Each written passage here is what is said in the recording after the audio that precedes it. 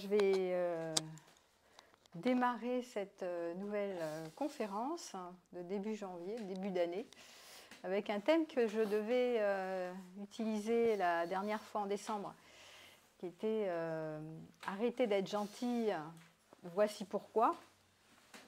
Et donc je vais le faire cette fois-ci pour vraiment marquer ô combien l'excès de générosité, d'altruisme, de bienveillance, de luminosité, de rayonnement, enfin toute la partie, je dirais, lumière, que dans le mouvement du développement personnel aujourd'hui, on diffuse énormément. Voilà, soyez dans l'amour, soyez dans la coopération, soyez dans l'entraide, et que c'est un très joli message, et que je ne suis pas en train de réfuter d'ailleurs, mais je vais en dessiner les contours et de voir les limites de ce message de soyez en amour, soyez gentil, soyez bon, soyez dans la compassion. Et là, je vais plutôt, puisque je travaille sur la relation, comment dans la relation ça peut être nuisible pour soi et pour les autres d'être excessivement gentil. Et je vais le travailler avec mon style à moi, puisque c'est un sujet qui avait déjà été largement visité. Il y a eu un bouquin que j'aime beaucoup de Thomas d'Azenbourg. D'ailleurs, voilà, cessez d'être trop gentil, soyez vrai. Donc, vous pouvez le lire aussi. Donc, lui, il va mettre sa patte et moi, je vais le travailler avec mon style à moi. Mais c'est la même idée. Hein, c'est travailler sur la capacité de mettre ses limites et de ne pas être tout le temps, systématiquement gentil de manière compulsive. Et je pense aussi à la notion de séduction, hein, que souvent, pour séduire, on va vouloir en faire trop. Et donc, ça peut devenir faux ou agaçant, voilà, d'être dans l'excès de la gentillesse.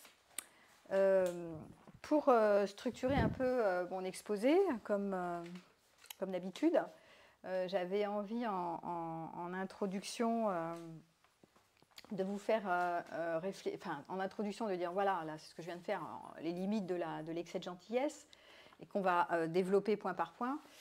Et puis de voir aussi de l'intérêt d'être gentil quand même, parce que c'est quand même une bonne chose d'être plutôt en mode altruiste que d'être complètement centré sur soi et complètement décentré des autres.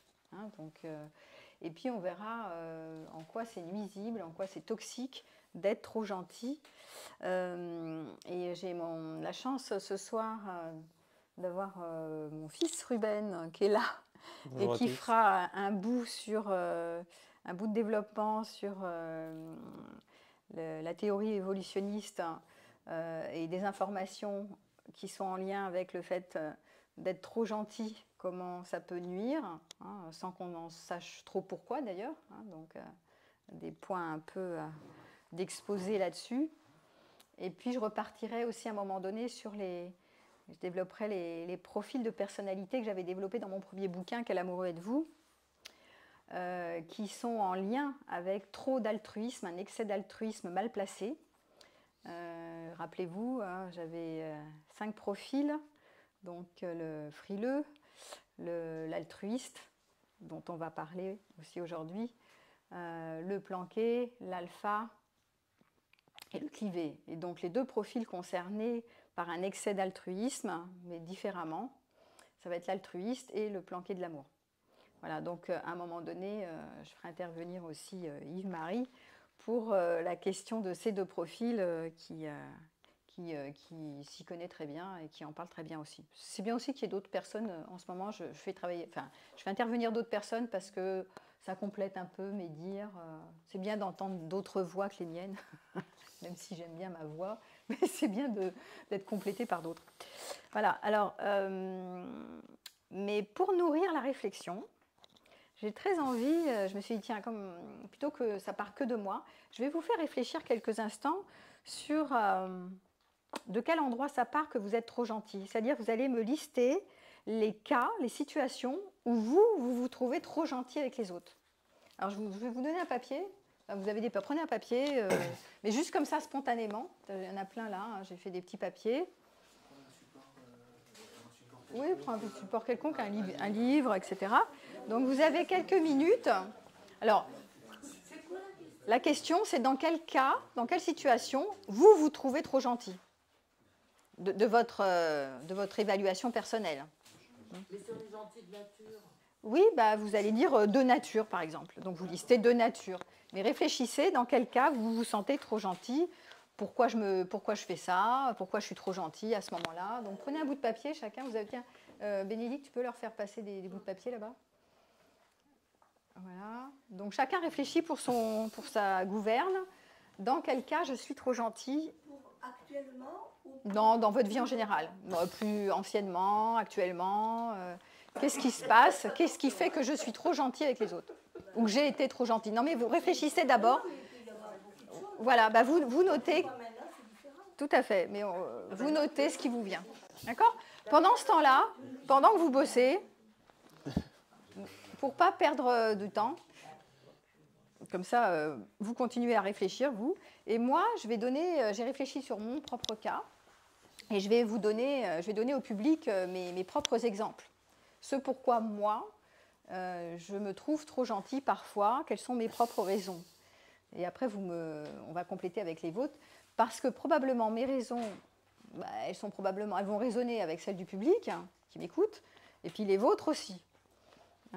Parce que c'est souvent, on est des êtres humains, donc on a à peu près les mêmes, en miroir, les mêmes raisons pour vouloir être trop gentil sans être très conscient de ce mode de fonctionnement. Parce qu'on n'est pas toujours conscient qu'on est trop gentil. Ben oui. Alors, donc moi, première chose qui m'est venue à l'idée, vous continuez à bosser, vous ne m'écoutez pas les autres, moi je travaille pour le public là. Quand j'étais enfant, c'était pour pas me faire gronder à l'école.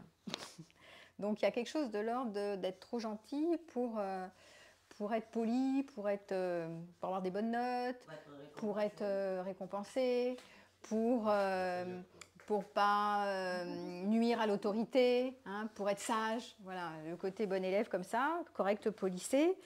Pour ne pas se faire engueuler, donc être dans les règles, ça va donner chez les adultes, ou chez l'adulte que je suis, mais continuez, m'écoutez pas, être dans les règles, être dans les clous, pour faire plaisir, pour être dans le cadre en fait, être normé, faire comme les autres attendent,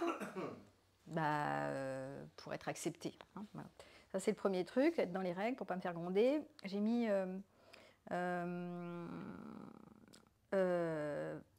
par rapport aux peurs aussi, souvent c'est en lien avec les peurs. Ici, par peur de manquer d'argent, je peux répondre à la demande de la hiérarchie, quand j'étais en entreprise, pour satisfaire les clients, soit parce que j'ai des besoins de reconnaissance, d'être reconnue par les clients, mais si je suis reconnue par le client et si le client est satisfait, alors je ne vais pas manquer d'argent, je ne vais pas me faire virer. D'accord ? Donc, mais c'est des logiques comme ça. Mais spontanément, c'est ce que j'ai répondu. Donc, sous-jacent, derrière, faire plaisir, être gentil pour m'adapter, pour pas, par survie, pour ne pas manquer d'argent au final. Si je tire le fil, ça donne ça. Autre chose aussi qui m'est venue, et ça qui est très personnel, mais je pense qu'il y en a d'autres comme moi, ça c'est mon profil de personnalité qui fait ça, parce que les gens qui me sollicitent, soit pour des projets, soit pour des sorties, soit pour faire des choses avec moi, ils me sollicitent sur des projets enthousiasmants, qui me plaisent. Donc, a priori, je dis oui. Je dis, ah, super, ça c'est super chouette, pourquoi pas aller se balader là, pourquoi pas ce projet professionnel, pourquoi pas, c'est intéressant, c'est intéressant. Donc, tout me paraît intéressant. Donc, je vais dire oui, donc je vais être gentille quelque part, je ne vais pas dire non. Mais en leur faisant plaisir, je ne me rends pas compte, je méconnais la réalité du terrain qui fait que dans mon agenda, je ne peux pas faire 10 000 choses. Et donc, je perds le contact avec la réalité et je dis oui trop vite, au lieu de prendre le temps de la réflexion pour mettre des limites, pour dire ça oui, ça je le ferai plus tard, ça je le ferai peut-être un autre jour, je ne m'engage pas tout de suite, etc. Donc ça, c'est une autre raison d'être trop gentille, qui est pour moi de dire oui à des trucs excitants, d'être enthousiaste parce que ça m'excite de faire plein de choses, mais au final, je me perds là-dedans et je ne mets pas mes limites. D'accord ? Donc ça, c'est autre chose. Et ça a à voir avec la grandiosité, la toute-puissance. C'est l'enfant moi qui croit qu'il peut tout faire, et que tout va être chouette, et que tout est possible. Donc il n'y a pas de limite. D'accord ? Ça, c'est encore une raison d'être trop gentil avec les autres. J'en ai encore trois choses qui me sont venues. Pour tenir une belle image, voilà, je suis gentille parce que comme ça, je fais plaisir. Parce que comme ça, les gens vont trouver que je suis une femme sympathique, agréable, pour passer comme une femme agréable, d'accord? Et surtout pour être une sainte pour moi, parce que j'adore paraître une sainte. J'adore ça, je trouve que c'est génial. Comme ça, j'ai un petit label, voilà. Ouais, c'est le côté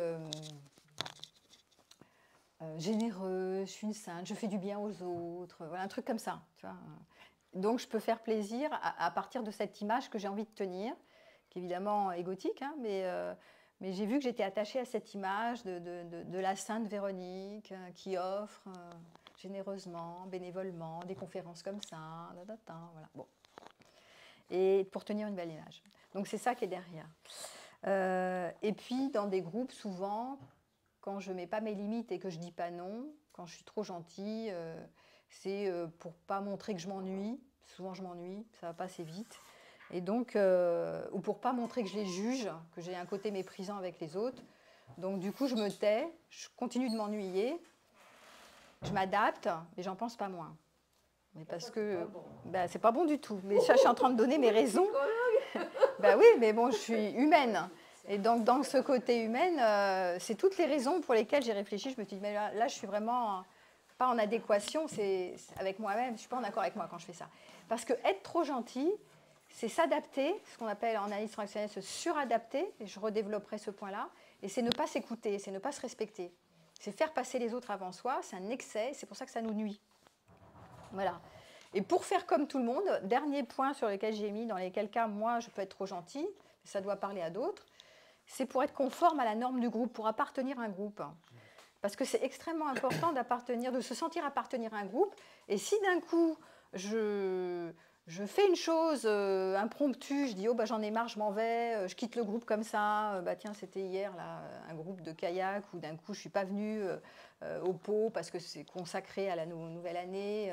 Je me suis dit « Voilà, je vais passer pour la mauvaise, celle qui ne veut pas faire sympa avec le groupe. » Je l'ai fait quand même parce que j'avais mes raisons. Mais j'ai eu du mal. Je me suis dit, il faut que je sois gentille quand même. Un plus Lily qui était derrière, qui est ma copine qui est là, qui me dit, ouais quand même, t'es pas venue boire un coup avec tout le monde, t'as filé en douce et tout. Et donc, t'as pas bu le champagne, voilà. Micro, bon voilà. Donc pour faire comme tout le monde, ça peut être une des raisons pour lesquelles je deviens trop gentille. Alors, par besoin d'appartenir à un groupe, et c'est tellement important de se sentir appartenir à des groupes que parfois, je suis sûre que vous le faites aussi, je ne suis pas la seule à faire ça, sans s'en rendre compte. Là, je suis en faisant ce petit travail sur moi, j'ai remarqué que ce n'était pas toujours conscient. Hein. Ça, je l'ai rendu conscient, mais souvent, je n'ai pas conscience de tout ça derrière. Quand j'agis comme ça va très vite, c'est en automatique, et je n'ai pas le temps de réfléchir très vite. Voilà. Et donc, c'est pour ça qu'on va mettre l'accent dans cette conférence sur les raisons qui vous poussent à être trop gentil, à ne pas mettre vos limites, et à vous nuire finalement, d'abord à vous-même, et ensuite aux autres. Voilà. Donc, maintenant que j'ai parlé de moi, vous allez vous renforcer ma réflexion, et après, on développera un peu plus tous ces points qui sont les points de vouloir être aimable à tout prix, de vouloir avoir une belle image, de ne pas prendre sa responsabilité, de dire non, de dire je ne suis pas d'accord, de mettre ses limites, de perdre le lien, de perdre l'harmonie, de ne pas être conforme, enfin toutes ces raisons qui font on devient gentil, et du coup on se fait du mal. Voilà, on ne veut pas être conflictuel, enfin bon. Donc vous allez renforcer ma réflexion en me disant qu'est-ce que vous avez, vous, conclu, quelles sont les raisons pour lesquelles vous n'êtes pas gentil. Si vous parlez, vous prenez le micro, parce que sinon on ne les entend pas, tu parleras après. Quelles sont vos raisons pour ne pas être gentil? Non, ça marche, hein. Vous avez juste à parler. Je crois que c'est pour ne pas créer de conflit ou pas me mettre dans une situation de conflit. Oui. Voilà. Alors, merci de le dire. Je n'avais pas développé. Je me suis dit quelqu'un va en parler. Donc, effectivement, éviter le conflit en étant tout doux, lisse et adapté et aimable, c'est souvent quelque chose qui est fréquent, en fait. Hein. Sauf que le problème, c'est quoi, à votre avis? Quel est le problème d'être lisse et d'éviter le conflit? Une accumulation de tension. Voilà. Donc, c'est une accumulation de tension. Donc, à un moment donné, à force d'enterrer les tensions accumulées, hein, ce qu'on dit de nouveau en analyse transactionnelle, on fait une collection de timbres. À un moment donné, on va décollectionner, c'est-à-dire on va exploser, c'est-à-dire on va générer un passage à l'acte. Passage à l'acte, je rappelle, c'est un coup de théâtre. C'est à un moment donné, il y a une rupture de communication brutale, inattendue, et qui est tragique en fait, qui se termine mal. Et qui n'est pas du tout adapté à la situation. C'est incongru, c'est à un moment donné, ça explose ou ça implose. Mais c'est brutal et surprenant et inattendu. C'est un coup de théâtre. Donc, à force d'enterrer la hache de guerre, on finit par créer de la violence. Donc, c'est important de voir qu'à force d'éviter les conflits, je deviens violent ou violente avec moi ou avec l'autre. Et ça, c'est extrêmement nuisible. Donc, c'est important de pouvoir reconnaître que le conflit est sain, que le conflit, c'est l'affirmation de soi, c'est poser ses limites, c'est se respecter, c'est respecter l'autre, c'est se positionner. Et éviter le conflit, c'est devenir violent. Il y a un bouquin de Charles Rogeman qui s'appelle « L'éloge du conflit » que vous feriez bien d'aller regarder si jamais vous n'êtes pas assez bon sur ces questions-là. Si vous continuez les uns et les autres d'éviter le conflit, allez examiner cette question de l'éloge du conflit. Ô combien c'est bon d'oser le conflit, de s'affirmer, de dire oui à la colère en la nommant et que c'est à distinguer de la violence. Ce n'est pas parce que je suis en conflit que je vais forcément perdre le lien, c'est parce que je ne me mets pas en conflit que je vais probablement perdre le lien, parce que tôt ou tard, il va y avoir un passage à l'acte. Donc soit sur moi, violence sur moi, soit violence sur l'autre. Mais oui, c'est hyper malsain de ne pas oser le conflit et d'accumuler tous les ressentiments. Et des fois, il y a des couples comme ça, parce que je suis en relation amoureuse, qui, 10 ans après, vont sortir toute la liste de tout ce qui a été enfoui ou minimisé. Parce que c'est souvent autour du déni, hein, je ne veux pas voir combien ça me fait mal ou combien je lui en veux, etc. Donc j'enterre, puis à un moment donné, ça explose. Donc vous regarderez cette question-là. Juste avant d'oublier, parce que je vais encore oublier, j'avais déjà parlé de la grille, qui s'appelle la grille de la passivité, qui est une grille de lecture qu'on utilise en analyse transactionnelle, que je trouve extrêmement puissante. Je vous la remets sur le tapis parce que, gardez-la en tête, elle parle de la violence. Elle dit qu'il y a 4 modes de passivité, et la plus grande des passivités, c'est la violence. Être violent, c'est être passif, dans le sens de, justement, j'ai méconnu des aspects de la réalité, je n'ai pas voulu m'écouter, je n'ai pas voulu entendre des signaux, j'ai fait comme si tout allait bien. Au bout d'un moment, ça finit par devenir un passage à l'acte brutal de violence. Donc je rappelle, agressivité sur moi, je tombe malade, ou je me fais un accident de travail, ou un accident, je me blesse, je ne peux plus bouger, ou burn-out, des trucs comme ça, ou violence sur l'autre, rupture brutale, je me sépare en 2 minutes, mais je ne le dis pas, ou j'engueule mon partenaire, je lui hurle dessus et je claque la porte. Enfin, voilà, bon, ça c'est des passages à l'acte de violence. Et les 4, avant que je vous donne la parole, les 4 modes de passivité, le premier c'est le déni. Je commence par faire du déni. Le déni, c'est je fais comme si tout allait bien. Je ne dis pas ce qui ne va pas, voire je ne sens pas ce qui ne va pas, mais ça me gratte, mais j'enterre, je fais comme si. Donc ça, c'est le déni. Il y en a qui font des gros dénis, ils ne veulent pas voir, ou ils voient sans vouloir voir vraiment, parce qu'ils n'osent pas le conflit, justement. Le deuxième mode de passivité, c'est la suradaptation. Suradaptation, c'est je m'adapte à ce que j'imagine que l'autre attend de moi.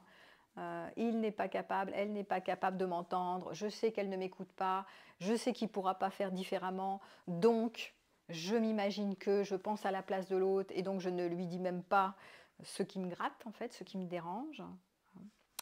Donc ça, c'est la suradaptation. La troisième mode de passivité, c'est l'agitation. Donc l'agitation, ça se voit, hein. Vous commencez à être obsessif dans vos pensées, agitation mentale, agitation, vous bougez dans tous les sens, mais pour ne pas régler le problème. Vous ne réglez pas le problème et vous vous agitez, vous bougez partout. Vous en faites 10 fois trop. Et le quatrième, à force de vous agiter, ou de s'agiter, sans régler le problème, sans nommer et avec les autres ce qui ne va pas, on passe à la violence. C'est l'aboutissement de tout ça, de toute cette passivité, qui finit par un acte de violence sur soi ou sur l'autre. C'est important de l'avoir en tête, cette grille quand même. Tu peux prendre le micro ?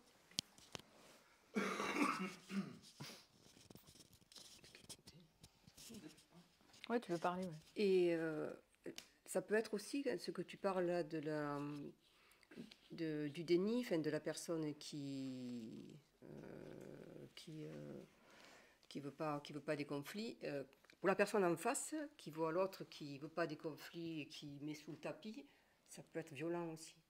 Ah oui, oui. Mais si votre partenaire est un partenaire évitant et passif et qui n'aime pas, qui veut être un gentil et qui ne veut pas se mettre en conflit parce qu'il croit, la croyance sous-jacente, c'est que si je suis gentil, alors je vais garder le lien en harmonie. Alors que ça peut faire exploser. Ça fait énormément de dégâts, cette affaire. C'est pas du tout, c'est contre-productif, parce que c'est parce que je veux de l'harmonie que j'aurai pas d'harmonie, puisque je vais finir, vous l'avez vu, ça finit en violence. Donc ça fait l'effet inverse, en fait. C'est important de s'en rendre compte, merci de cet exemple, parce que c'est peut-être pas toi, mais le partenaire qui est dans une incapacité de nommer les problèmes les uns derrière les autres en voulant conserver un lien à tout prix, harmonieux, soi-disant. Voilà, être doux, parce que je ne veux pas faire de mal, ou je ne veux pas blesser l'autre aussi. On peut vouloir être gentil pour ne pas blesser l'autre, mais en protégeant l'autre, on méconnaît ses compétences d'être un adulte et de se positionner. Si je ne veux pas lui dire, pour ne pas paraître un méchant, pour ne pas être méchant, pour ne pas lui faire de mal, je le protège, mais quelque part, je ne le protège pas vraiment parce que je le prends pour un enfant, en fait, ou pour une enfant. Donc j'imagine qu'elle n'a pas les ressources ou qu'il n'a pas les ressources pour gérer cette situation de crise, en fait. Et c'est dommageable, parce que vous infantilisez la relation, vous ne la rendez pas autonome, et vous jouez au sauveur pour ne pas blesser l'autre. C'est moi le gentil, et l'autre, la pauvre, le pauvre, elle ne va pas s'en sortir. C'est une grosse méconnaissance de la réalité, et c'est de nouveau une forme de toute-puissance en mode sauveur. Moi, je veux t'aider, je veux ton bien, je veux te protéger, je ne veux pas te blesser. Et vous maintenez l'autre dans une situation de dépendance, et c'est terrible. Alors, là, je mets de la lumière sur des points qui ne sont pas vus en général. Voilà. C'est des points, ce qu'on appelle des relations dites symbiotiques, soi-disant dans une bonne intention de ne pas faire du mal à l'autre. Dans cette situation, je me suis entendue dire « tu ne respectes pas mon intelligence ». Me parler, c'est pas cohérent, tellement ça veut être gentil. Oui, tu méconnais mes compétences d'adulte de faire face à des choses difficiles. Donc tu me prends, tu méconnais mon intelligence, mes compétences d'adulte, de gérer. Je ne suis plus une enfant qui va être perdue dans l'univers si jamais il y a un problème à régler, quoi. Voilà, quitte à te perdre, en fait. Et si je te perds, je vais pouvoir trouver des ressources en moi ou à l'extérieur pour remonter à la surface. Mais j'arrête de méconnaître que l'autre, c'est un enfant qui est fragile comme tout et qui ne va jamais s'en sortir. Ça oblige les gens fragiles à sortir de leur état de fragilité, d'ailleurs. Donc c'est toujours des problèmes de méconnaissance. Je méconnais que l'autre a des compétences et des ressources, même si aujourd'hui il ne me les montre pas, il va les trouver. Ça, c'était pour la raison qui est « je suis gentil parce que je n'ai pas envie de faire du mal à l'autre ». Je veux être gentil parce que je veux faire du bien, je ne veux pas faire du mal, pas être méchant. Donc on va voir aussi apparaître les méchants et les gentils. Il y a deux camps.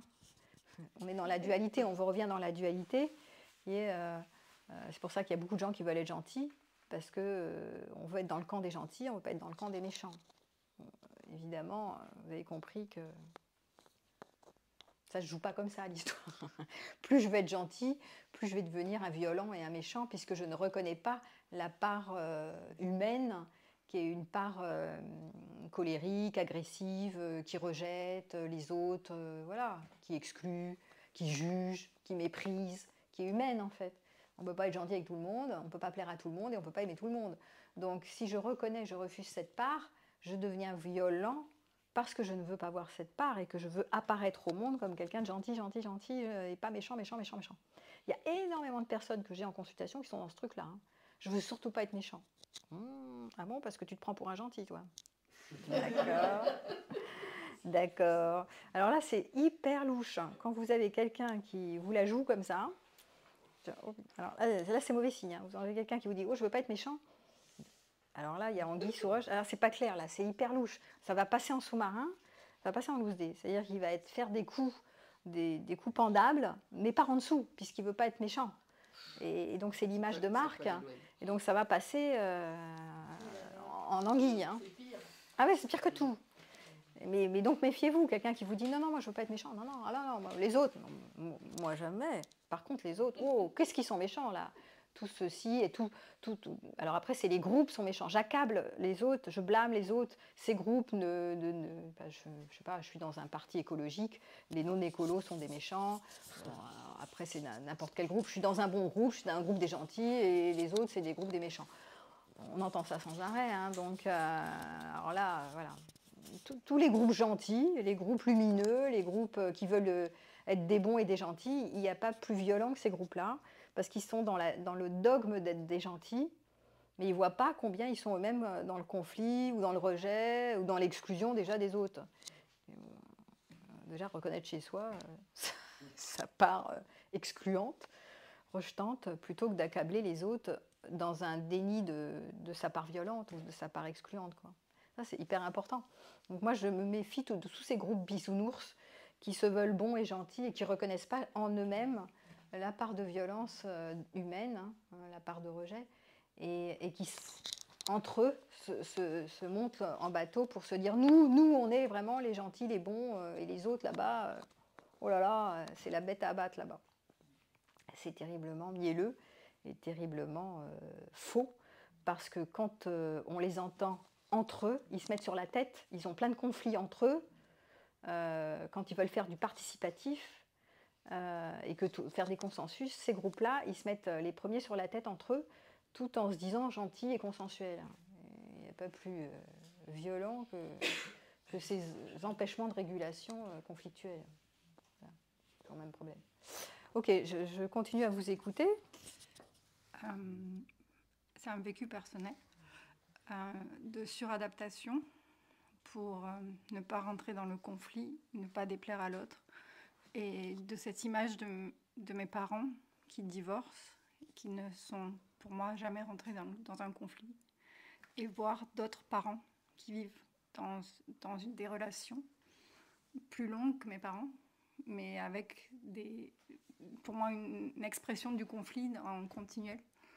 Donc je sais pas, je me suis suradaptée pour plaire à l'autre, parce que j'avais aussi un schéma qui me disait si tu rentres dans le conflit, il va y avoir séparation à un moment. Oui, je sais pas si par peur de perdre le lien. Ça, c'est une des raisons que j'ai nommées au tout début. C'est une des premières peurs. Hein. C'est la peur de perdre le lien. Donc, je ne pose pas mes limites parce que j'ai peur de te perdre. Il n'y a pas plus infructueux que ça, ou dangereux pour vous de ça. Ça peut traîner des années. Et évidemment, ça va être le terrain de la dépendance affective. Qui est j'ai peur de perdre, donc pour ne pas te perdre, je fais des tonnes de compromis, je me suradapte, et après ça passe à la violence, et souvent la violence sur soi, voire la violence sur l'autre, parce que je vais, dans mes réponses, si je ne m'écoute pas pour garder le lien, à un moment donné, je vais finir soit par l'attaquer, soit par fuir, soit par me faire du mal. Donc oui, il va falloir à un moment donné arrêter d'avoir peur de perdre le lien. Et c'était le bouquin que j'ai écrit d'ailleurs sur quand j'ai peur de perdre l'autre, je me perds, je le perds, je perds tout. C'est une catastrophe en fait. Mais ça, c'est un travail de maturation qui peut prendre une vie, de ne pas avoir peur de perdre l'autre pour ne pas se retrouver seul, ou pour manquer d'amour, ou pour manquer de cette personne exceptionnelle, ou enfin voilà, toutes ces raisons que j'ai déjà traitées mille et une fois. Mais ça, c'est un essentiel, la peur de perdre le lien. Ouais. Être gentil par peur de perdre le lien, bien sûr. Ouais.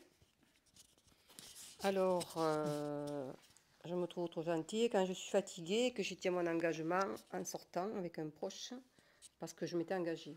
Ah oui, tiens, ça c'est vrai. Ça, tu vois, je ne l'ai pas nommé, ça, je ne suis pas perfectionniste. En plus, ça m'est arrivé il y a très peu de jours. Je n'ai pas dû sortir. J'étais tellement fatiguée que mon sac à dos était mal fermé. Je me suis fait voler tous mes papiers, absolument tous. Et oui, donc j'ai réalisé que si je m'étais respectée, je serais restée chez moi. C'est ça. Et voilà, la petite fille, le fils, voilà. Voilà, ok. Donc, marché de Noël. Par engagement, j'applique la règle que je me suis fixée. Parce que j'imagine que si je ne suis pas cette règle d'engagement, alors je suis pas, c'est mon image, hein, alors je ne suis pas à la hauteur de la bonne personne que je voudrais être. Donc là, c'est le perfectionnisme, hein, et qui va faire correct, engagé, poli, etc. Donc, c'est vrai que c'est aussi une raison d'être trop perfectionniste et de tenir des engagements qui n'ont plus sens, en fait, parce que vous ne vous écoutez pas. C'est important de le voir aussi, ça, c'est vrai. Aussi, quand quelqu'un est gentil avec moi, je peux être gentil en retour, même malgré moi. Ah oui, c'est aussi donner rendu. Presque, même ça serait presque, même dans le couple, quoi. Il y a des moments où voilà, il faut vraiment que je sois à l'écoute de ce que je ressens moi. Oui. Et aussi, professionnellement, quand je me sens en confiance et que je transmets mon expérience, je suis trop dans le don. C'est pareil, j'ai l'impression que je peux donner, c'est important, et je vois plus le temps, et puis je m'épuise. Alors, le point de don d'être, hein, je donne, et j'ai l'impression que si je donne à quelqu'un, il me doit ou je lui dois quelque chose, tu vois. Ouais. Voilà, donc ça, c'est un point aussi, faites attention à ça, parce que c'est pas forcément vrai, et ce postulat peut être, effectivement, je m'écoute pas parce que il y a cette histoire de don et d'être en retour. Voilà, de don et de dette, tout à fait. Voilà, donc faites attention à cette histoire, c'est pas très...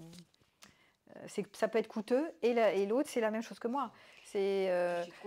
J'adore transmettre, ça m'excite, voilà, je trouve ça tellement sympa de donner généreusement, et ça me plaît tellement, je suis tellement passionnée, que d'un coup, je ne suis plus en contact avec mes limites à moi. Et donc, de nouveau, c'est une perte de... Je me perds en fait, je me perds parce que je ne me respecte pas. Donc la première chose dans les histoires d'altruisme, puisqu'on parle d'être gentil, d'être altruiste, et effectivement là c'est dans la thèse que je soutiens qui est, c'est une très bonne chose d'être altruiste, d'être en amour et d'aimer son prochain, mais avant toute chose c'est de se respecter soi. Donc c'est l'amour inconditionnel vers soi pour pouvoir aimer les autres, parce que si tu n'as pas d'énergie, ce qui m'arrive des fois, d'épuisement parce que je donne trop de temps aux autres, à ce moment-là je donne. Tu peux même plus donner aux autres. Je ne peux même plus donner parce que je ne suis pas ressourcée. Donc, et toi, c'est pareil. Donc, c'est important de voir que la première chose qui nous est demandée, que ce soit dans la vie professionnelle ou la vie amoureuse, hein, si je donne trop de ma personne et que je ne m'écoute pas, que je fais trop d'efforts, même si je suis passionnée, si je suis aimante et si tout va bien, à ce moment-là, je ne me respecte pas et je me nuis à moi-même parce que je ne suis pas dans l'amour pour moi, en fait. Et la première chose, c'est de s'aimer soi pour pouvoir aimer les autres. Sinon, ça ne va pas marcher. Vous allez partir dans des histoires infernales. En ne vous respectant pas, vous êtes dangereux pour vous-même, en fait. Ça fait partie des conduites de danger sur soi. Hein. Donc, il n'y a plus de joie de vivre, en fait. Je l'ai vécu, ça, donc plus d'énergie, plus de joie de vivre. Je vais rentrer dans les détails. Ok. Moi, je suis gentille. Je peux dire au moins que je suis gentille. Mais j'arrive pas à me relire. Oh putain, j'arrive. J'ai mes lunettes, remarque. Arrêtez d'être gentille de nature. Pour rendre service et par compassion. Oui, donc ça c'est le profil altruiste. Je veux rendre service, je fais plaisir d'abord aux autres avant de me faire plaisir. Ouais, mais j'ai appris comme ça petite. Voilà, donc ça peut être éducationnel. Souvent c'est tenu par... c'est existentiel, hein, comme ça j'ai une bonne image et les gens vont m'aimer. Non, c'est surtout que moi je viens d'un milieu pauvre, de l'immigration d'Espagne, donc on était super pauvres et on a toujours partagé, la porte était toujours ouverte. Et, et le peu qu'on avait, je me souviens, les plus beaux Noëls que j'ai passés petite jusqu'à 10 ans, c'était là. Donc, c'était des gens pas cultivés, pas les études, pas tout ça, mais qui avaient des bonnes bases de ces choses primaires qui étaient à l'époque pas tordues comme maintenant quand on est gentil, en fait. Mais d'avoir été gentil, ça m'a coûté un cancer. Donc, oui, c'est un peu le souci, c'est ce que j'allais dire. Ça, c'est la violence sur soi. Du coup, je suis allée, et maintenant, je suis chloup. Ouais. Alors, juste pour nuancer tes propos, parce que c'est intéressant, c'est le profil de l'altruiste qui est pour être dans l'amour et la solidarité, je donne et je fais passer les autres avant moi. Je ne mets pas de frontières, j'anticipe les besoins des autres et j'ai du mal à dire non à l'autre. Ça va générer ce côté non-écoute de soi et de colère rentrée. Parce que quelque part, il y a des moments où je ne m'écoute pas, mais je suis quand même en colère de faire alors que je n'ai peut-être pas envie de faire tout le temps. Quand je fais passer les autres avant moi, il y a une colère rentrée qui n'est pas nommée et qui n'est pas vue en plus. Et donc le profil de l'altruiste va pas être en contact avec sa colère. Mais il y a de la colère derrière, qui est retenue, et qui peut se transformer justement en agressivité sur soi, en maladie, parce que je ne veux pas reconnaître cette colère qui est... il y a des fois, je fais des trucs, je me force, je me pousse en fait, pour être gentil. Et c'est pas que je me pousse, en fait, c'est que comme l'autre, il est plus nécessiteux que moi, l'autre, il ou elle. Le micro. Oui, le micro. Puis j'ai ça sur le bec. Comme l'autre, il est plus nécessiteux, l'autre, la personne que j'ai en face de moi. Oui, il va avoir besoin de moi. Donc je peux pas m'empêcher de lui faire plaisir. Voilà quoi. C'est ça. Quelqu'un qui voit pas, quelqu'un qui n'arrive pas à se démerder dans la vie. C'est ça. Je dois donner de ma personne, mais sans m'écouter, sans écouter mes limites. Et ça va être ça le problème. Oui, mais où elles sont les limites? Les limites, c'est le respect de mon corps physique déjà. Est-ce que j'ai l'énergie suffisante? Est-ce que mon corps peut supporter autant de distribution d'énergie aux autres? Est-ce que il y a une limite physique, il y a une limite émotionnelle, c'est important. Est-ce que j'ai les moyens physiquement de continuer à donner? On est limité. Notre corps, il ne peut pas tout, on n'est pas tout puissant. Donc il y a un problème avec la toute-puissance et donc la non-conformité avec les frontières. J'ai des frontières, je ne peux pas tout pour l'autre. Ouais, mais des fois, on ne les connaît pas, ces frontières. Mais ça oblige, quand tu commences à tomber malade, ça va t'obliger à connaître tes frontières et à connaître tes limites physiques et émotionnelles. Parce que des fois, il y a aussi trop d'émotions. Ça va être trop de contact. Parce que entre êtres humains, quand on est en contact, il y a beaucoup d'émotionnel. Et quand il y a trop d'émotionnel, il y a aussi une saturation. On a besoin de se ressourcer dans le silence. Et si vous ne tenez pas compte de ça, il y a trop de fatigue émotionnelle. Donc vous allez encrasser votre système. Et donc le corps physique va prendre cher. C'est important de voir qu'il y a le corps physique, il y a le corps émotionnel, il y a le corps mental aussi. À un moment donné, il va s'agiter, là, il va y avoir trop de pensées. Donc c'est important de s'écouter, de se respecter, mais de se connaître. Il faut d'abord se connaître pour pouvoir... des fois, moi la première, mais vous aussi, dans ton exemple, tu as été très loin pour dire, maintenant, je vais commencer à remettre le curseur en arrière. Il faut du temps. Bien sûr, c'est ce qu'on est en train de faire ici. En échangeant comme ça vous permet de voir connu ça avant, que c'est important de se connaître. Et notamment pour les gens qui ont une tendance à être altruistes, en fait. Donc, tout le monde n'est pas altruiste. L'expérience de la maladie oblige à revenir vers le corps. Alors, elle dit, prends le micro. La maladie oblige à revenir au corps, il n'y a pas le choix. De toute façon, tu es confronté. Donc. Oui. Donc, pour moi, je suis remontée peut-être un peu trop loin parce que moi, c'est la violence pendant l'enfance. C'était quoi? Pourquoi tu es gentille? La violence verbale, la peur, ça donnait des angoisses, la peur. Donc j'essayais d'être gentille, de ne pas faire de bêtises, de faire tout le travail qu'on me demandait, de faire tout ce qu'on me disait. Comme moi, ce que j'ai dit. C'était de ne pas être grondée. Est-ce qu'à cet âge-là, 6, 7 ans, 8 ans et après, ça a duré, est-ce que j'ai bien... Je ne sais pas, à l'époque, non, je ne devais pas réaliser. Je pensais qu'à ne pas créer de mauvaises vagues. Ça, voilà, pas plus. Et après, pour ne citer qu'une seule personne, ma mère, donc elle est toujours là, elle est toujours capricieuse, comment dire, il lui faut le mot de la fin. D'accord, ok. Bon, alors, comment faire? Oui. Est-ce que j'ai bien fait? Est-ce que je me suis trop... J'ai réagi trop tard, ça, je pense que oui. Mais je vous avais pas, il n'y a personne. Oui. Bon, ça c'est ce que j'ai dit. Tu redis ce que j'ai dit. Oui. Donc c'est pas nouveau, mais c'est être gentil, trop gentil, parce qu'on a peur de l'autoritarisme, des adultes qui vont nous engueuler et qui vont nous mettre au tapis quand on est petit. Oui. Donc ça c'est après à revisiter quand on est grand. Donc oser, à revoir. Oser s'affirmer, dire non. et quand on est grand, on a plus de chances de s'en sortir si on dit stop, si on dit non, que quand on est petit où on subit la situation. Quand on est grand, on a des options, mais quand on est petit, on ne peut pas. Donc c'est des répétitions de schémas. Petit ou jeune d'ailleurs, parce que même jeune, j'ai continué mon schéma. Oui, je m'en doute. Bon, c'est les schémas répétitifs. Est-ce que tu peux juste, parce que là, ça n'apprend pas tellement quelque chose de nouveau. Non. Et donc, s'il y a des gens qui ont des choses nouvelles à dire sur les raisons d'être trop gentils, sinon vous répétez ce que j'ai dit ou ce qu'on a dit, c'est pas la peine. Alors moi j'ai noté, en fin de compte, j'ai l'impression d'être trop gentille quand j'écoute au téléphone très longtemps.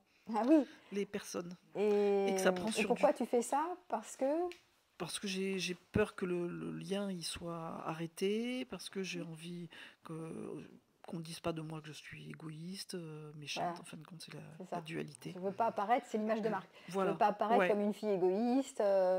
Faut que je donne de moi. Voilà, puis j'ai du mal à dire non. En fin de compte, à un moment donné, dire bon, ben là, j'écoute et puis. Maintenant, c'est mon tour. Voilà. Tu m'écoutes. Voilà. Alors ça arrive, mais bon, c'est vrai que voilà. Oui, c'est long. Tu attends qu'avant de. Voilà. Donc tu prends sur toi. Voilà. Donc voilà, être gentil pour pas être égoïste. Donc ça, c'est de nouveau l'image, une mauvaise image. Je veux pas être une méchante, je veux pas être une égoïste. Je veux apparaître. Donc ici, c'est la soif d'être reconnu, des besoins de reconnaissance. J'ai besoin d'être reconnu par les autres comme quelqu'un de bien, une bonne personne. Et donc, je n'assume pas le fait de ne pas être tout le temps une bonne personne. C'est-à-dire d'avoir des besoins et de m'écouter, de me respecter, que là, maintenant, c'est à toi, it's my turn. Tu dois m'écouter maintenant parce que tu as pris trop de place. Oui. donc, tu vois, et là, c'est pas assumé. Oui, parce que là, je joue la sauveuse. Tu joues la nana qui écoute pendant des heures et qui est là en train de se dire, bon, à quelle heure elle arrête son speech, là? C'est bon, ça fait un quart d'heure qu'elle part, c'est déjà un quart d'heure de trop. Oui, c'est la sauveuse et puis c'est la bonne image, c'est l'image de la fille pas égoïste. C'est surtout le fait d'être aimée pour ça, pour être pas égoïste. C'est ça qui est derrière, plus que la sauveuse. Voilà, donc c'est important de le noter. C'est toujours, je rejette l'ombre. L'ombre, c'est être passé pour une égoïste. Alors, je vais être toujours dans la lumière. Moi. Je vais être une fille pas égoïste. Voilà, moi, c'était une sainte. Toi, tu es une non-égoïste. Alors, chacun ses trucs, mais c'est des images, en fait. Et on pense qu'on peut ne pas être aimé, qu'on ne serait pas aimé si on ne fait pas ça. Ça, c'est l'erreur. Les gens vont nous aimer parce qu'on se respecte, en fait. Et ils ne vont pas nous aimer si on fait du bricolage. C'est du bricolage. Tu bricoles avec l'énergie parce que tu es là, tu fais tout va bien. Puis là, tu es là en train d'écouter, tu es là en train de regarder ta montre. Ça fait 10 minutes que tu as ton truc sur le feu qui t'attend. Tu n'en peux plus. Et tu prends sur toi. Et en fait, non, il vaudrait mieux dire écoute, soit j'ai un truc à te raconter, je te le raconte. Soit j'ai mon truc sur le feu et puis je ne suis pas dispo. Et on se parlera quand je serai disponible parce que je serai à ton écoute, parce que là, je ne suis pas vraiment là, en fait. Ça m'énerve. Donc, je suis là, on m'énerve. Ça ne va pas. C'est ce qui va créer l'agitation, le déni, l'agitation. Et puis après, ça passe en mode passage à l'acte, souvent. Donc, c'est important que vous repreniez cette grille de lecture, parce que finalement, tu es là, mais tu t'agites sur ta chaise en l'écoutant. On peut dire qu'aussi, souvent, cette personne-là... Passe le micro. Si vous voulez parler, vous prenez le micro. Pardon, merci. On peut dire aussi que cette personne-là, c'est une pie. Elle vous appelle, elle vous téléphone sans arrêt. C'est pas une pie, tu es responsable de ne pas lui couper la parole. Moi, ça m'arrive jamais. Jamais parce que je passe en force. C'est bien simple. Mais parce que j'ai pas du tout ce truc de l'écouter pendant des heures. Sauf mes patients, mais c'est normal, je suis payée pour ça. Mais sinon, et encore, j'ai du mal à les écouter très longtemps, j'interviens. Parce que je voudrais aller au problème, à l'endroit où il y a un problème. Je vais pas les écouter pendant des heures pour raconter leurs problèmes qui tournent en boucle. Ça me sert à rien du tout. J'ai pas de temps à perdre. Et eux non plus. Vu le prix de la séance, c'est pas la peine de tourner et pendant 107 ans à les écouter avec complaisance. Donc à un moment donné, faut aller au problème, quoi. Et pareil, moi je dis jamais que l'autre c'est une pie, parce que si je vois qu'il commence à raconter les plans-plans, moi j'interviens. Je dis qu'est-ce que tu attends de moi, ou je vais raconter ma vie, et puis s'il n'est pas content, il va. Parce que j'imagine que l'autre, il a les compétences pour me faire savoir que ça ne va pas. Voilà, c'est un grand que j'ai en face de moi. Donc si ça ne va pas, il va réguler, il va me dire maintenant, moi j'ai envie de te parler. Ou il va me dire un truc, ou il va me dire t'es trop bavarde, il va me dire quelque chose. Voilà. Mais s'il n'est pas capable de me dire que ça ne va pas pour lui, il est responsable de me dire que c'est pas OK, tu vois. Donc c'est important, mais jamais je dis que les autres sont des pies ou qu'ils sont trop bavards. Je prends ma responsabilité. Accabler les autres comme quoi ils ne font pas ce que vous voulez, c'est manquer de responsabilité. Je blâme l'autre alors que je ne vois pas que je suis responsable de ne pas mettre la limite, de ne pas dire ce que je veux, de ne pas dire ce que j'attends. Et c'est ma responsabilité. Donc c'est facile de mettre les autres en mode jugement accablant, quoi. Ça, c'est facile, c'est le système de défense. Hein. L'autre m'insécurise, je veux garder ma belle image et donc je ne dis pas ce que je pense. Mais j'en pense pas moins. Donc après, je vais nuire à la relation. On continue, si vous avez des choses à rajouter ou pas. Hein. Moi, oui. Peut-être parce que j'ai peur de ne pas savoir gérer la colère de l'autre. De l'autre ? Si tu dis non ? Oui, tu vois, si je provoque de la colère, j'ai peur de ne pas savoir ce que je vais en faire après. Tu aurais peur de quoi ? Ouais, je sais pas. S'il est en colère, qu'est-ce qui peut se passer pour toi ? Si tu le fâches. Si je le fâche, je coupe le lien il coupe le lien. Il coupe le lien ou il peut être agressif, violent aussi. Violent.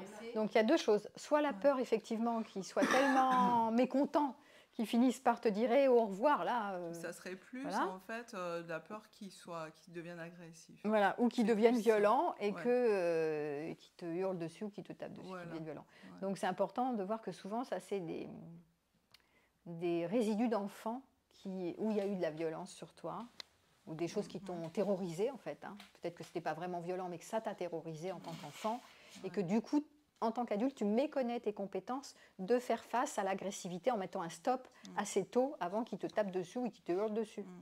En disant « Eh oh, tu ne me parles pas comme ça Ou alors « Moi, je m'en vais, tu continues, mais moi, je pars. » Donc ça, c'est des compétences que tu as en tant qu'adulte, que tu n'as pas en tant qu'enfant, qui subit la violence. Tu vois. Et c'est comme s'il y a un oubli de ça. Parce que cette réponse d'attaque qui est « je me défends », ça c'est non, tu n'iras pas plus loin avec moi. Voilà, ça, je sais pas elle est perdue dans les oubliettes, il faut la récupérer. C'est le travail qu'on fait en thérapie, récupérer cette réponse du stop, tu vois, qui est « je mets mes limites » et je récupère ainsi ma puissance. Du coup, je n'ai pas peur que tu te fâches, parce que si tu te fâches, c'est OK. Parce que moi, je saurais dire stop au bon moment, si jamais ça se produit. Je ne vais pas anticiper que ça va se produire, puisque ça ne se produit pas pour l'instant. Mais le jour où ça se produit, je suis d'accord que tu puisses te fâcher et je n'ai pas à jouer à la souris pour ne pas te mécontenter. Parce que je préfère que tu te fâches parce que moi, je sais mettre mes limites. Tu vois, le truc n'est pas bricolé. Sinon, c'est vraiment du bricolage. Et ça tombe dans la suradaptation. La fille qui fait des grands sourires alors qu'elle n'en pense pas moins, ou qui fait des tas de trucs pour l'autre alors qu'elle n'a pas envie. C'est pour ça que je dis arrêtez de faire des compromis. Voilà. Donc ça, c'est intéressant de regarder ces histoires de peur de la violence de l'autre qui sont des histoires d'enfants qui restent en trace, en fait. Est-ce qu'il y a d'autres choses à rajouter, d'autres raisons pour lesquelles vous êtes gentil Trop gentil. Bon, je te donnerai la parole. Bah moi, en fait, j'ai du plaisir à aider à trouver des solutions pour les autres. Et en fait, moi, j'ai analysé ça. Mais en fait, ça me fait vraiment plaisir. Mais en fait, c'est pour plaire, mais surtout pour être aimé, pas vraiment pour plaire. Oui, c'est pour être aimé. Ouais. C'est le profil de l'altruiste qui a du plaisir à faire plaisir pour être aimé, accepté, aimé. Ça, c'est le b.a.-ba de la mission de vie de l'altruiste qui fait passer les autres avant lui. Pour alors, être aimé. Comment il faut faire pour se sortir de ça c'est d'abord s'aimer soi, c'est-à-dire s'écouter. C'est faire plaisir, si et seulement si. Alors, je vais donner la définition du sauveur. C'est l'inverse de sauver les autres. Hein. Tu ne mets en place une stratégie d'aide ou de conseil que si et seulement si l'autre te demande quelque chose, te fait une vraie demande de soutien ou d'aide, pas y aller en mode je passe en force, alors que l'autre ne m'a rien demandé. Voir si tu en as les moyens. Est-ce que tu reviens vers toi, est-ce que j'ai les moyens de l'aider? Est-ce que j'ai l'envie de l'aider? Des fois, tu n'as pas l'énergie, hein, tu es fatigué, ce n'est pas le moment, ou tu es malade. Est-ce que j'ai l'énergie? Est-ce que j'ai les moyens? Est-ce que j'en ai l'envie? Est-ce que ça me fait plaisir de l'aider? Parce que si ça ne te met pas en joie, oublie, ce n'est pas la peine. Et puis, est-ce que c'est dans mon rôle et dans ma responsabilité? Par exemple, en entreprise, des fois, il y a des gens qui vont aider leurs collègues. Ce n'est pas leur job, en fait. On leur demande de faire d'abord leur tâche avant de faire la tâche du voisin, du collègue. Donc, ce n'est pas de sa responsabilité, ce n'est pas sa mission, quoi. Donc, est-ce que je ne déborde pas de ma mission? Est-ce que c'est dans mon rôle de le faire? Donc, toutes ces questions, si tu ne te les poses pas, en automatique, comme ça, l'altruiste s'est construit d'être aimable pour être aimé en retour, il ne se pose pas ces questions-là, qui sont les questions hyper importantes de retour à soi pour examiner si je dis oui ou si je dis non. Donc, je prends le temps de réfléchir pour voir est-ce que je vais vraiment aider mon prochain ou pas. Je me prends un temps de réflexion quand quelqu'un me sollicite ou quelqu'un est en peine, si j'ai envie de le soutenir, pour voir si j'ai vraiment envie de l'aider, si je peux l'aider, si c'est l'heure, si c'est le moment, si j'ai les moyens, etc. Et si ça me fait vraiment plaisir. Si je ne prends pas ce temps de la réflexion avec l'adulte, alors en automatique, on me sollicite, j'y vais. Parce que là, c'est ce profil qui veut ça. Il y a 2 profils, l'altruiste et le planqué, qui sont des profils qui vont d'emblée faire plaisir à l'autre, faire passer l'autre avant soi.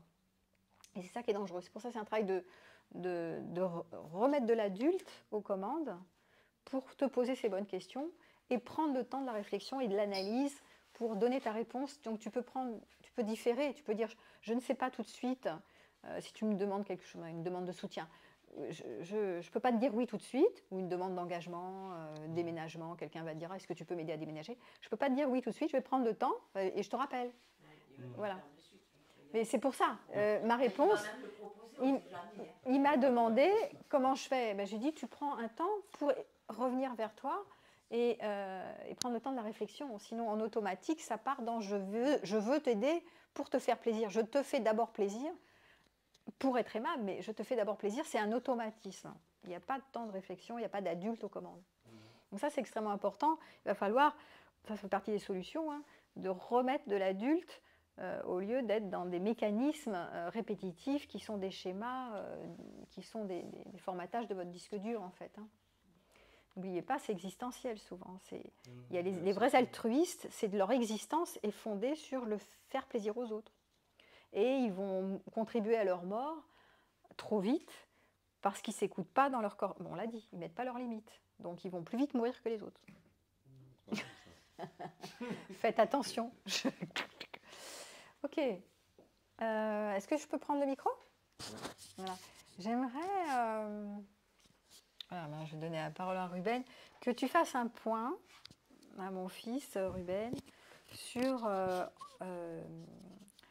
en quoi ce que tu sais de la théorie évolutionniste peut être intéressante pour nos auditeurs, et notamment pour ces histoires peut-être aussi masculin-féminin. Peut-être aussi on peut parler, on n'a pas différencié les genres pour l'instant, les hommes trop gentils et les femmes trop gentilles. Ça pourrait être intéressant aussi que tu nous donnes des infos sur en quoi ça peut être, en quoi l'excès de gentillesse est nuisible. Bon, tout d'abord, pour ceux qui ne connaissent pas la théorie évolutionniste, pour ceux qui ne connaissent pas la théorie évolutionniste, j'imagine que je vais faire un petit rappel. Donc, c'est assez scientifique. On part du principe qu'on est un gène ou une tribu, et on veut savoir qu'est-ce qui faciliterait notre réplication, notre survie et notre reproduction.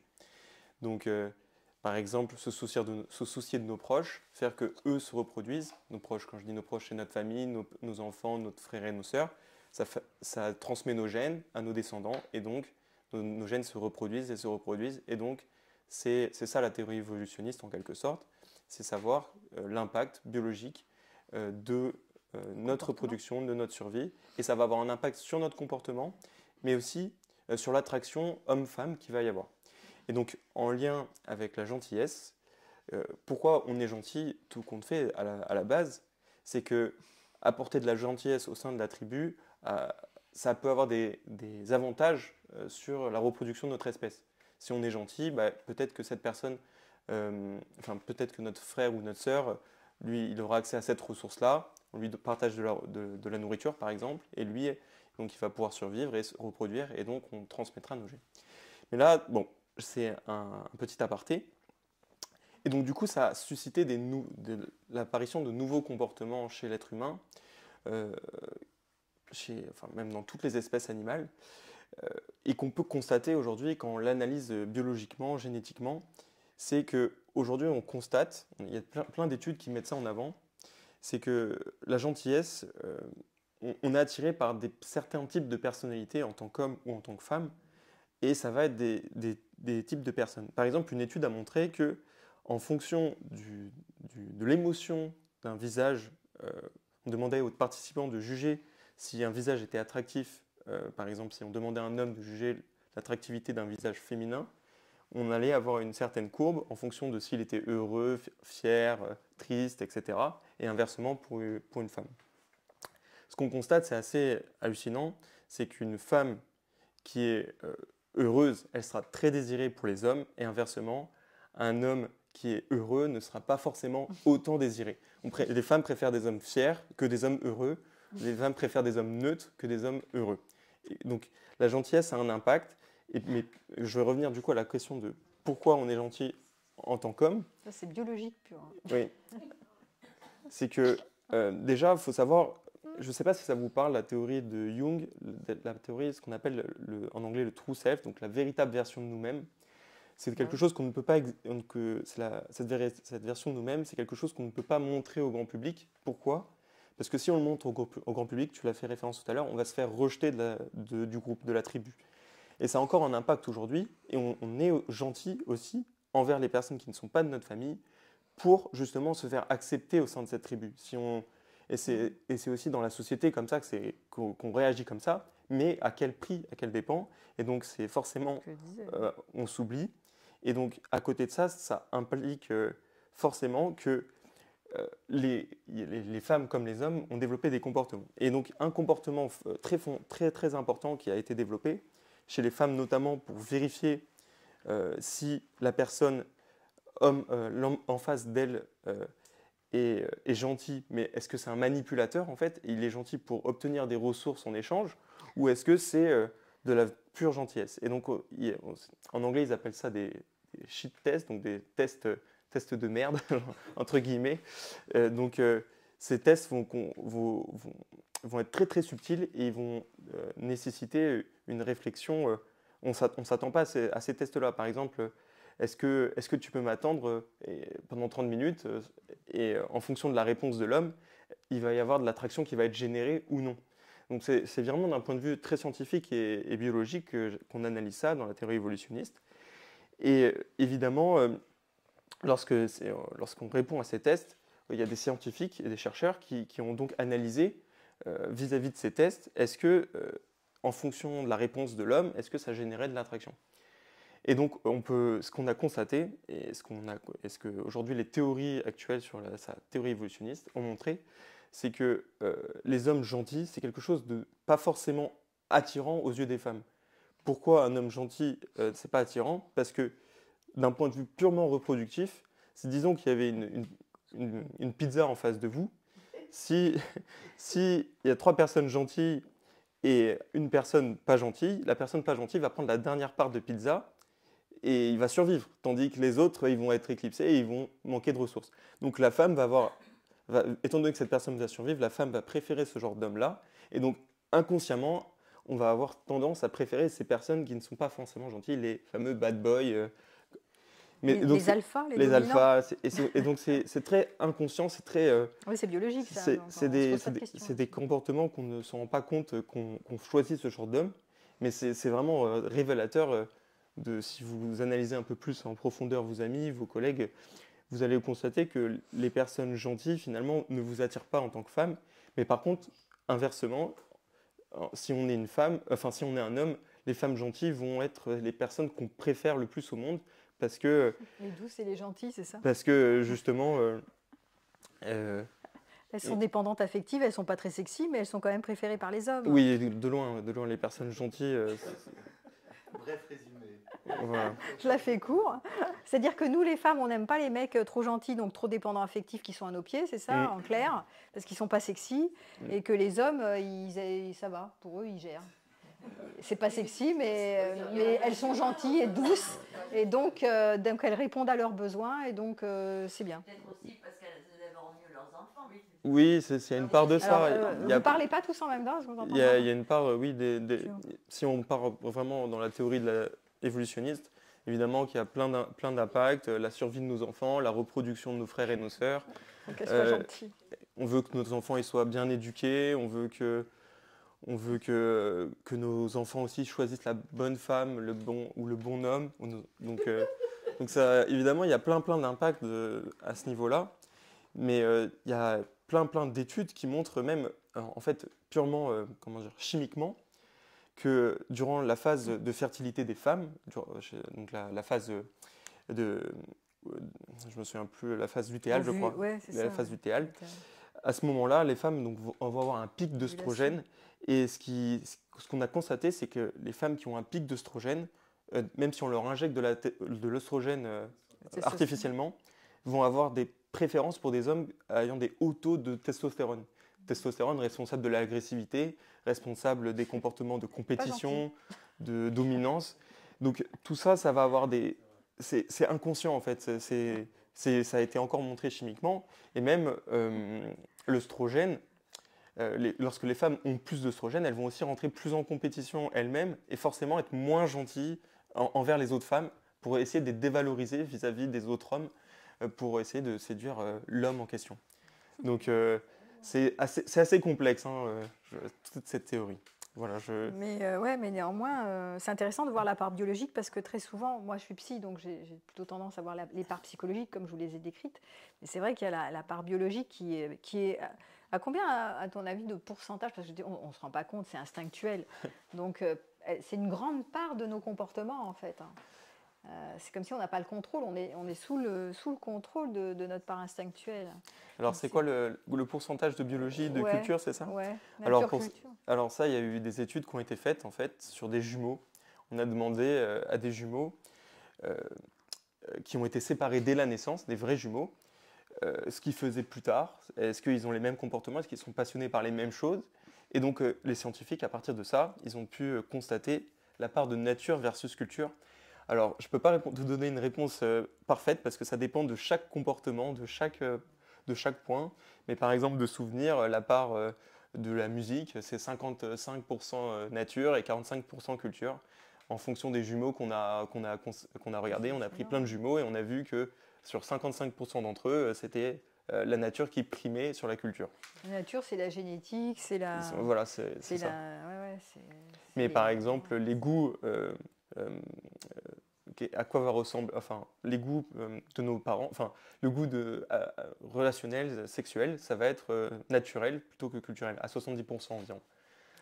70%. C'est pas du tout.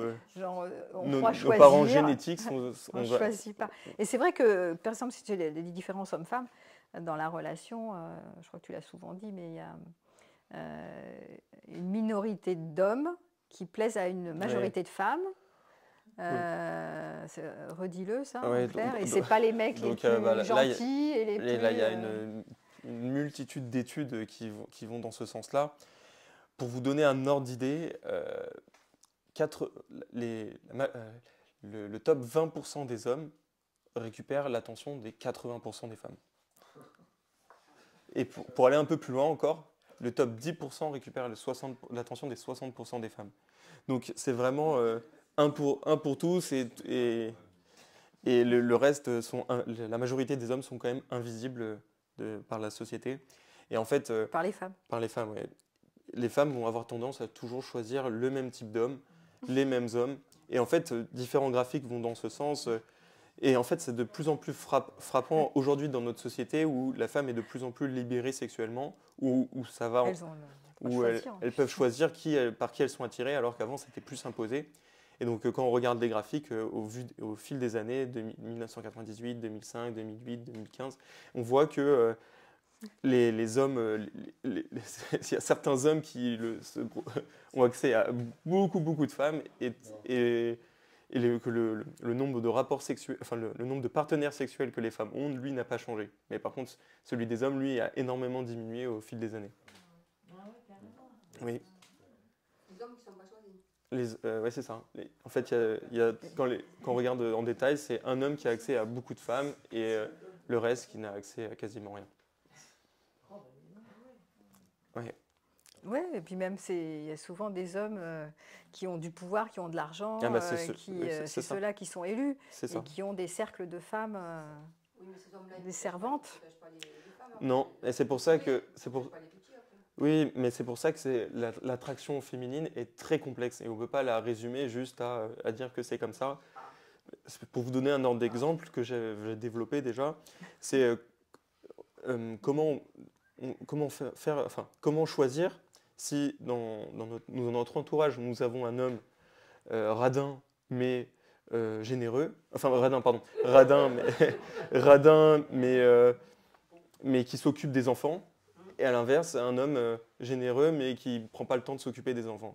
Il faut faire un choix à un moment ou à un autre, et vu que vous n'en avez que ces 2 choix possibles, l'évolution a fait qu'on a choisi un certain type de partenaire au lieu d'un autre.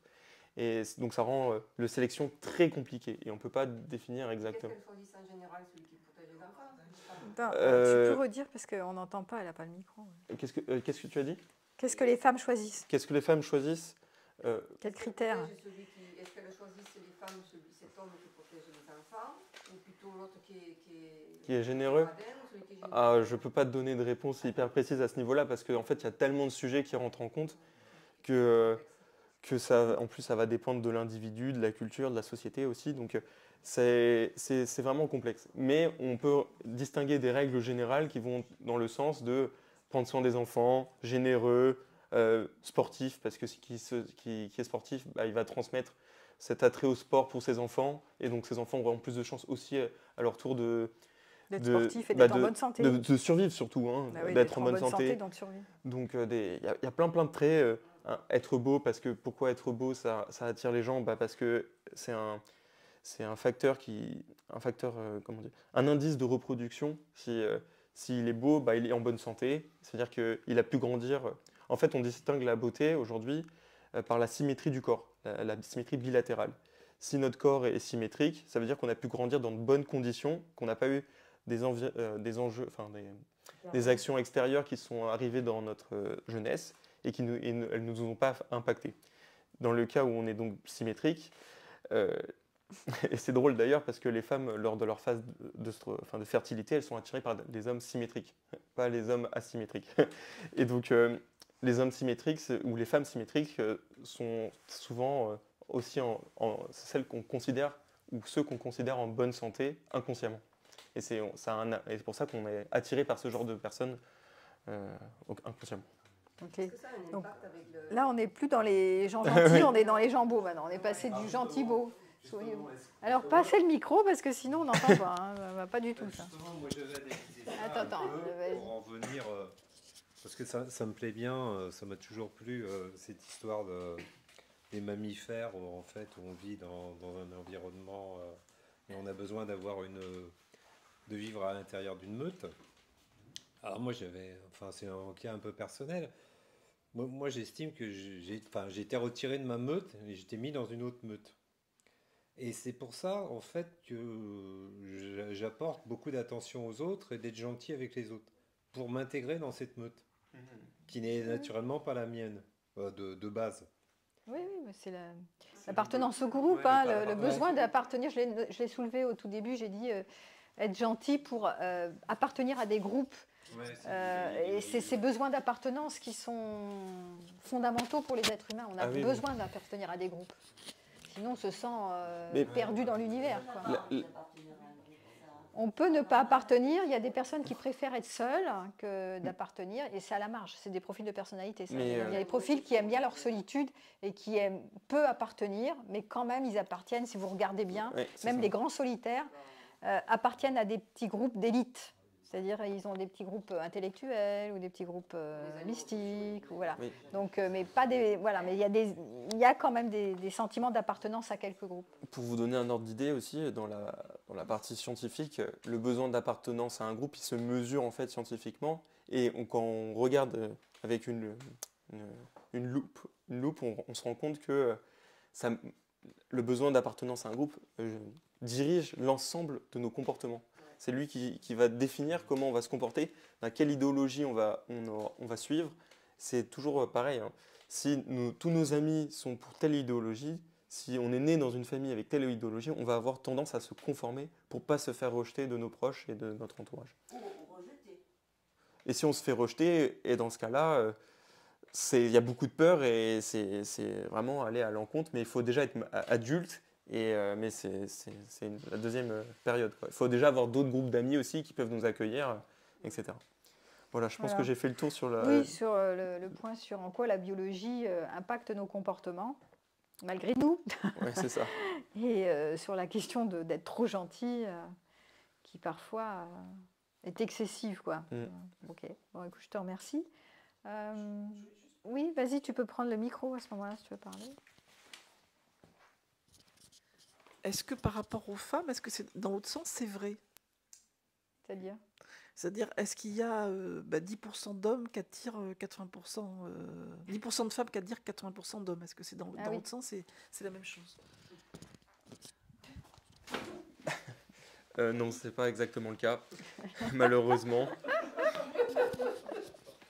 En fait, ce qui va se passer, pour être tout à fait exact, c'est que je vais vous prendre un exemple concret. Dans l'idéal, dans l'idéal féminin, si elles peuvent monopoliser Leonardo DiCaprio, Ryan Gosling ou n'importe quel Barack Obama, c'est le rêve d'une femme. Mais ce qui se passe concrètement, c'est que ce genre d'homme, lui, en fait, le succès reproductif de l'homme, lui, va se mesurer si... À la conquête. À la conquête. Enfin, plus il va se reproduire, plus il aura tendance à partager sa descendance, à se reproduire. Et donc, il aura un gros succès reproductif. Ce n'est pas du tout les mêmes enjeux. Hein. La femme, elle veut sécuriser le peu d'enfants qu'elle a, tandis que l'homme, lui, s'il peut partager son héritage, c'est tout ce qui compte pour lui. C'est ça. C'est ça. Donc, non, c'est comme ça. Parce que tu voulais faire partie des 10% qui avaient les 80%. C'était égal ou pas? Non, parce que c'est pas les mêmes enjeux. C'est intéressant de mettre en relation le truc. Merci. C'est intéressant de mettre en relation le biologique et le psychologique. Oui, c'est deux choses. Mais qu'est-ce qui vient de l'un ou qu'est-ce qui vient de l'autre? Et comment ça s'agence l'un avec l'autre? Je vais vous donner un exemple très concret. Imaginez que le biologique, c'est comme un PC, une unité centrale, un ordinateur. Vous pouvez installer sur l'ordinateur Macintosh, Windows, Linux. Vous pouvez installer différents logiciels. À la fin, vous allez avoir des résultats différents. Ça va fonctionner, mais ça va être différent. Donc la culture, ça va vraiment être le logiciel, et la biologie, l'unité centrale, l'ordinateur.